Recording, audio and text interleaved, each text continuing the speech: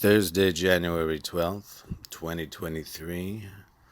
Uh, Deep in the heart of Seoul, this time in Myeongdong, the shopping district north of the river. We are recovering from a night of kind of bad sleep in a hotel room, getting ready to go to some place outside of Seoul to participate in an ice fishing trip. But right now we're groggily recounting our time in Seoul. I, for one, got a brief torture session of laser bursts to the face to remove this strange mark on my face that I got in Korea a long time ago that I'm told was a burst blood vessel. And I figure if Korea gave me a hideous deformity, then Korea can remove that hideous deformity too. And it's very slight, but I figured, it doesn't cost that much. So why not just get rid of it? Anyway, Shamar, do you have any reflections on Seoul? Oh, well, it's so early. I'm still waking up, but We're both kind of in a dream state as the yeah, sun is rises. rising. It's not as cold as we thought it would be. Well, I mean, we knew it was a warm winter, but we thought it would be just a little more cold. Yeah, usually this time of year you would have to have on gloves and your hat and multiple layers. And yesterday I was walking around with one of my coats instead of two of them piled on top of each other. No gloves, and I didn't even need my hat at times. So we're wondering if that's going to affect this ice fishing festival, and we're hoping we don't get out there and find out that they're not letting people on the river because it's too warm. I Hmm. mean, obviously I don't want to fall through the ice, but Yeah. yeah, I mean I want safety to be first, but Yeah, I gotta say, one of the, I don't know, strange things about Korean hotels is they're very stingy about the air conditioning and heating. So you can only adjust the temperature a little bit in your room, sometimes not at all. And sometimes the windows don't open either. Luckily, the windows open in this hotel room, but the air conditioning wouldn't work. So in the dead of winter, our room was too hot. It was just getting hot, hotter and hotter, and we'd wake up a few hours into the night, just sweating, and we'd have to open the window to let in some cool winter air. And yeah, that's about. But we have a hot shower with good pressure, which we don't get at home. At home, we've got a temperamental shower that I have to do battle with every morning. And if Shamar turns on the sink in the other room, it'll turn ice cold for like 3 minutes, and I have to wait. And even if she doesn't do anything, the heat will come in waves, and it'll either be too hot or too cold, and you never know how long it'll be too hot or too cold, whether you should just ride it out or ferociously adjust the temperature in one direction or the other to speed things up. And yeah, that's how I start my day every day yeah, well, before work. speaking about showers, let me also throw in something about a bathtub in this hotel. It has the strangest bathtub. Um, well, first off, in Korea, most people don't actually have bathtubs, they just have showers. So coming to a hotel and having a bathtub is kind of like a luxury. Anyhow, this bathtub, it's very short. And then weirdly, it has this raised like seat platform in it. Mm-hmm. And I was trying to figure out like what is the use of that? Because when you get in a bathtub, you want to get full in it and like cover up with the water. But the raised platform kind of makes that impossible in this bathtub. And so I was like sitting in there and I'm realizing it's definitely made for shorter people. So it's just an interesting, I've never seen a bathtub like this. I'm kind of trying to figure out like what the purpose of that seat is. I don't really like baths. I don't really like kind of stewing in my own filth. But I noticed the step that you're talking about.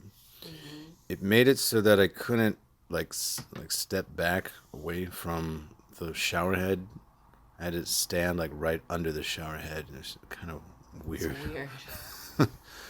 you know, we've lived in places where there's no bathtub at all, and it's just like the shower just rains down on the floor, which is quite common. So the The toilet will toilet. get covered in, shower spray. Everything will get hosed down, and we haven't had to deal with that in a while.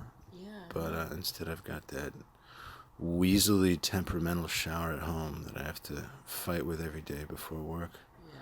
which is kind of funny. I think I've kind of got a handle on it, but then I have to put so much finesse into getting it to work that when I come to a hotel and it's just like it's warm water when you turn it on It's and like, it sprays wow. hard, I'm like, wow, it's such a luxury. Yeah. I don't even think about that weird step in the bathtub. I'm I know. just like, man, how long should I stay in here? This is great. Anyway, another benefit of coming to Seoul is that we can get delivery luxury burgers. Like beef is really expensive in Korea, so it's kind of hard. You don't get nice quality burgers of a high quality. Did I just say high quality burgers of a Yeah. high quality? Nice Okay. quality, high quality. Oh I boy. don't know. Yeah, it's early. Anyway, you can't get high quality burgers very easily throughout Korea, um, but you can find them, and so they've got kind of small portions but pretty expensive burgers in Seoul, and we got them delivered to the hotel room 2 nights ago. And last night we went out for some. Yeah, the burgers are nice in Seoul. I don't want to make it sound like I come to Seoul because oh my god, I need a cheeseburger. But when But we're here, we take but when we're advantage. here and there's nowhere where we live in Yeoju to get beef, like Really good why not? burgers. Why not take advantage of it? You know. Okay, so I Yeah, got. and the other thing, Mhm. speaking about delivery and this app that we used, is that in Yoji, we're in this tiny, well, it's kind of like this out of the way town. So everything closes down pretty early. But now that we're in Seoul, things are open, some things 24 hours or at least till late at night. So last night, we went to bed, but then I got hungry at like 2 in the morning and I woke up and I couldn't sleep. So I actually ordered something at like 2 o'clock in the morning, which I've never done before. And I got these sandwiches delivered at like 2:30 in the morning, which was awesome because we cannot do that in Yeoju. So that's part of the another luxury of being in the big city. It's like 24-hour delivery Yeah, Yeoju to your shuts down. to your doorstep. See, I thought you went out and got them from a convenience store or No, something. we But got them delivered. okay, cool. Another thing we did is we went to a speakeasy last night, Mm-hmm. which Shamar looked up, and online it said it's like the best or one of the best cocktail bars in Asia. In Yeah, I Asia. think it was one of the top 50 bars in Asia. So, So we went there. It's in the basement of a Four Seasons hotel, and gorgeous. It looks like some kind of Parisian train station or something. There's a lot of marble, marble and wrought iron and candles. Very dark leather couches and everything. It bills itself as a speakeasy, and to get in, you have to go through this secret door in the basement where they have a restaurant. You go down a spiral staircase. Then under the staircase, there's this nondescript door. You go in, and boom, and there's this giant cavernous lounge, and they have very expensive cocktails. There's a lot of bourgeois chatter about who knows who and why they're there, and business deals, and a lot of contrived laughter and that kind of thing. It's not exactly a dive where people are just getting drunk and laughing and spilling and such freely. It's a little more classy and I don't know, planned. Is that the right word? yeah, it's a little People are more. very deliberate. Yeah, I mean, it's both more formal, but it's also very casual, weirdly enough, because a lot of tourists are coming in there and they've been out like seeing the sights and then they come have a drink. So actually, even though it's kind of fancy, we just went in like t-shirt and a coat and like not fancy at all and it was fine. I felt So, like a real scumbag. But, all right, 2 more minutes. We Yeah. gotta go. All right, we'll go in just a sec. Anyways, let me say I ordered it was like a $30 drink. It was called a fig and truffle drink. I think it had like bourbon in it. And it was the most strange, interesting flavor I've ever had. I wouldn't say that I'd order it again. And I wouldn't necessarily say it was good, but it was definitely interesting. And I did enjoy it. They gave you free rum to begin Oh, with, yeah, right? there was It like a welcome drink and a little welcome finger food. here's a free shot of rum. Yeah. And they gave us extra fancy potato chips and olives. And it was a pretty cool bar, but sorry, I'm eating sour geckos because I want to eat the last of our chewables before we hit the road. Don't want to carry a big plastic bag with just a couple candies in it. Hey, Ben, And I'm signing out. I gotta get ready. We're about to get out of here. okay, So. okay, my bad. Okay, so I got a laser to my face.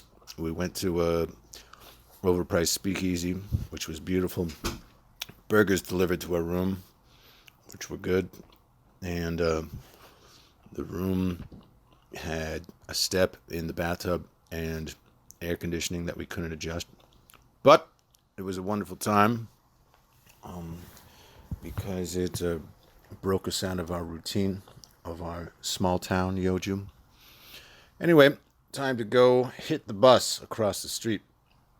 It is January 12th, 8:45 a.m., Thursday, 2023, in the heart of beautiful downtown Seoul. Signing out.